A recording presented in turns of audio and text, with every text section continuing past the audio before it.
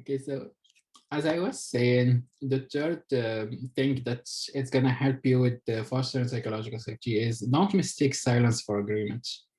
This is something that I see often in teams. We live and work in a busy world, so it's normal that we want to move as fast and possible as possible. I'm sorry.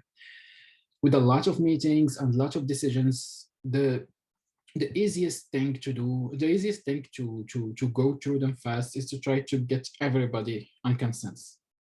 So while doing that, we might be mistaken the fact that nobody is saying no with the fact that everybody is okay. So don't try to take time to hear what is behind the silence.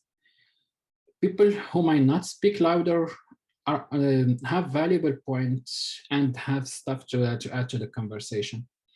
As Scrum Master, you will often be called on to facilitate to facilitate meetings and the exchange. So take time to recognize this voice and be aware. At the same time, you might be also with the idea to try to force people out of their comfort zone, but so be aware at the same time to not ignore their voice and not get them in the spots. One easy thing you might do to help with that is just give people time. Something as simple as what is called the 6-second rule, which is you ask a question, and if you don't get any answer, you wait at least for 6 seconds before you move to the next thing. That can help a lot.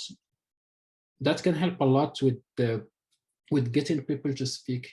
I know for a lot of us, 6 seconds might not be that long, but trust me, that few moments of awkward silence is something that's gonna help people speak. And if you think it's a wasted 6 seconds, trust me, you're gonna with time you're gonna find that is one of the most valuable things you can do to bring people who doesn't uh, speak to speak more often. One other technique, and but this is something that when you are deciding something, you try to ask for explicit buy-in.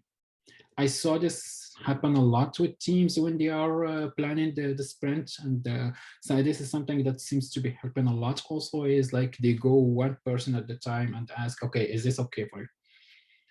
While this might be long for any decision, just trying to phrase your question in a way that silence doesn't mean agreement can help demystify, are people really okay with this or they are just silent?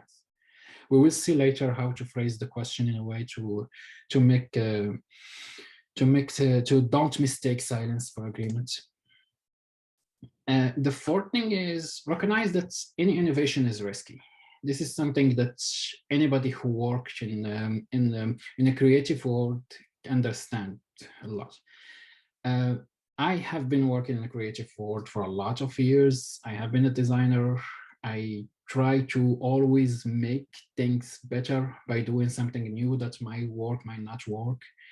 I found myself from time to time dealing with a repeated customer. I know exactly what he wants, and I was faced with a dilemma: either do exactly what he wants and offer him something I know he will accept, but at the same time stay within the comfort zone, or try to take on some risks and try to build something new.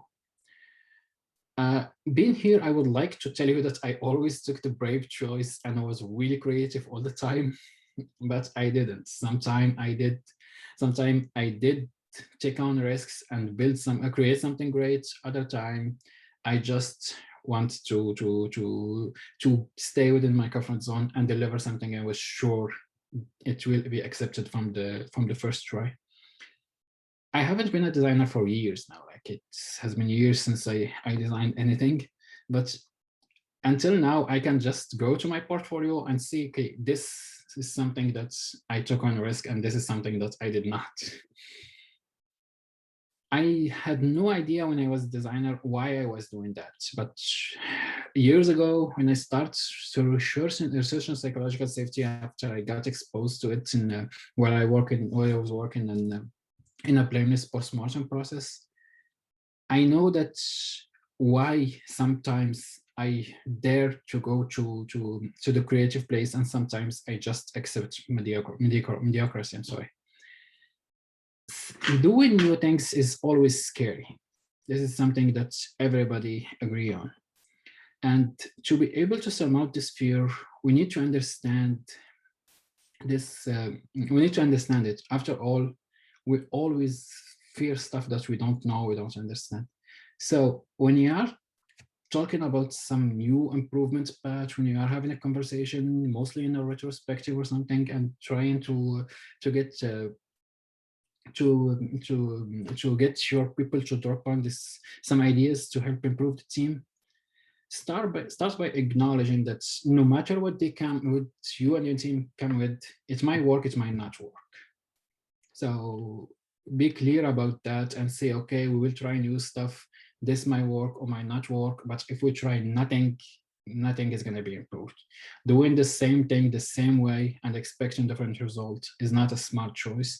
And doing the same thing the same way is going to lead you to stay in the same place. The idea is that your team might not have 100% success rates, but not dropping any ideas is worse.